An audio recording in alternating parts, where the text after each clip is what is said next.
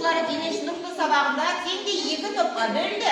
Дене шынықтыру сабағында біз 2 топқа бөлеміз, бала. Бір топтан 12 оқушы кетіп қалғаннан кейін, екінші топта оқушылардың саны 4 есеге кем болып қалды дейді. Жалпы оқушылар саны сұрап жатыр бізде. Бірінші топта дейді 12 оқушы міне кетіп қалғаннан кейін, екінші топта не деді бізде? 4 есе кем болады. Демек, мысалы үшін біз кәдімгі сызғыш есемді бөлетін болсақ, 4-ке бөлетін болсақ, демек бұл жерде аралығымыз неше болады екен? 3 кені аралық болады. Бағана неше оқушы кетіп қалды деп бізде 12.